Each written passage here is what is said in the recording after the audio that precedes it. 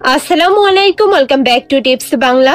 আজকে আবার হাজির হয়েছি নতুন একটা ভিডিও নিয়ে। আজকের ভিডিও শীতে নবজাতকের যত্ন।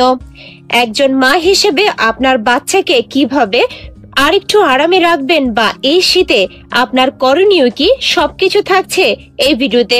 একটি শিশুর আগমনের খুশির সাথে যেন আর কোনো খুশির তুলনা হতে পারে না।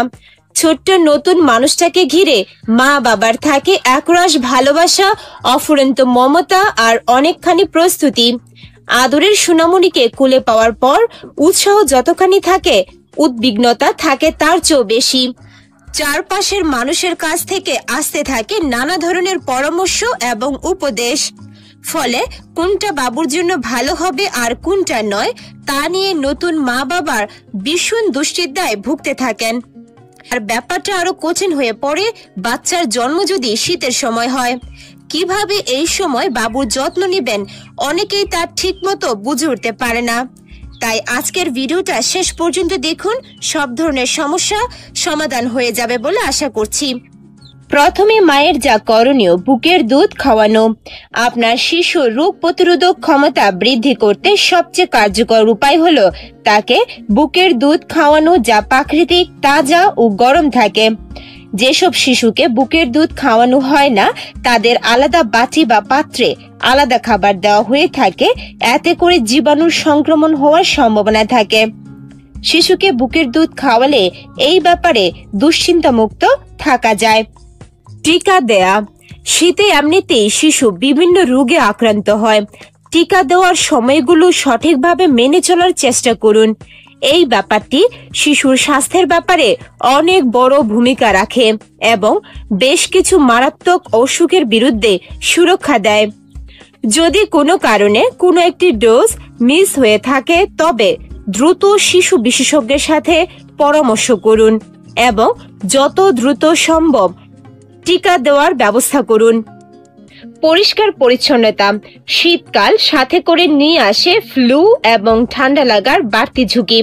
শিশুকে খাওয়ানোর আগে, কুলে নেওয়ার আগে, এমনকি আদর করার পূর্বে ভালো করে হাত ধুয়ে নিন অথবা হাত স্যানিটাইজার ব্যবহার করুন, যেন আপনার মাধ্যমে শিশু কোনো জীবাণুর সংস্পর্শে না আসে।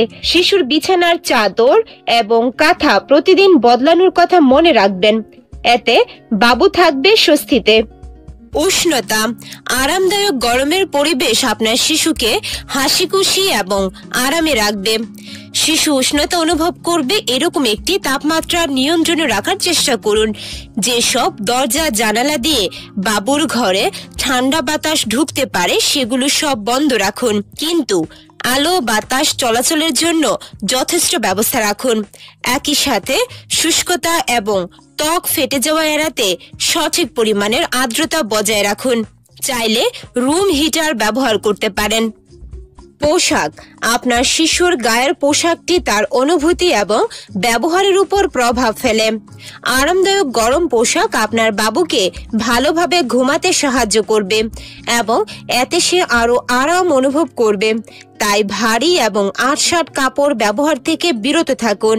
শীতের পোশাক বাছাই করার সময় খেয়াল রাখবেন তা যেন আরামদায়ক এবং নরম কাপড়ের হয়। মাসাজিং। আপনার বাবুকে প্রতিদিন একটি আরামদায়ক উষ্ণ ওয়েল মাসাজ দিলে এটি তার শরীরের জন্য ভালো হবে। তেল এবং ময়শ্চারাইজার শিশুকে রাখবেন নরম এবং প্রাণবন্ত। যদিও শিশুদের যত্নের জন্য অনেক পণ্যই বাজারে রয়েছে, তবে বাছাই করার ক্ষেত্রে আপনার ডাক্তারের পরামর্শ মতো একটি বা দুটি বেছে নিন।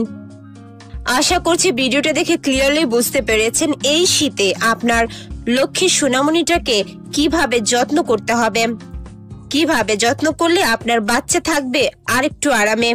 ভিডিওটা ভালো লাগলে টিপস বাংলা চ্যানেলটিকে সাবস্ক্রাইব করতে ভুলবেন না। আজকের মতো বিদায় নিচ্ছি, আল্লাহ হাফেজ।